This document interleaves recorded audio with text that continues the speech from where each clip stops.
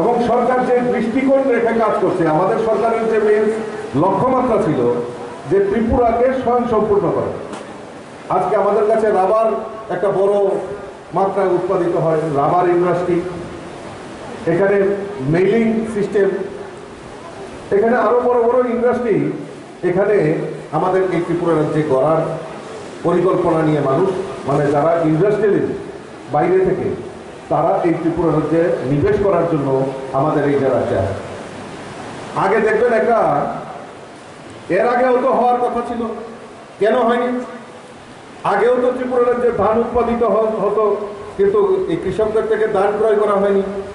কেন এই পিডিএস সিস্টেমে ত্রিপুরার উৎপাদিত ধান বা চাল ত্রিপুরার পিডিএস সিস্টেমে কেন পাওয়া যাবে না? কেন বাইরের উপর নির্ভরশীল করা হবে? আগেও তো সরকার ছিল, কিন্তু সেই সময় করতে পারেনি। তার প্রতিবন্ধকতা ত্রিপুরা রাজ্যে একটা ভাইরাস ছিল, সেটার নাম হলো সিটু। খালি কি চাঁদা দিতে হবে, দিতে হবে, দিতে হবে, নাহলে ভেঙে দাও, ঘুরিয়ে দাও। বাইরে থেকে কোনো শিল্পপতি এখানে ইনভেস্ট করার জন্য আসতো না, কারণ চাঁদাও দেবো না, এখানে কিছু করবো না, আর ত্রিপুরা রাজ্যে কিছু হবেও না।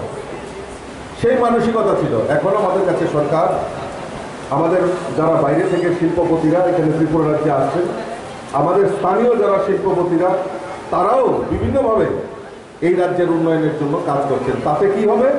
আমাদের এই রাজ্যের যারা বেকার যুবক যুবতী, তাদের কর্মসংস্থান হবে, আমাদের এই ত্রিপুরা রাজ্যের উন্নয়ন হবে, রেভিনিউ কালেকশন হবে, এবং ত্রিপুরা যেদিন আমাদের স্বয়ংসম্পূর্ণ হবে, তখন বাইরের অনুদানের জন্য, সেন্ট্রালের অনুদানের জন্য আমাদের অপেক্ষা করতে হবে না।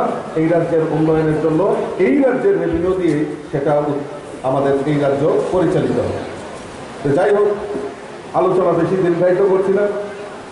মাননীয় মন্ত্রী আছেন, আমাদের অভিভাবক রতনদা এখানে আছেন, ওনারা বলবেন।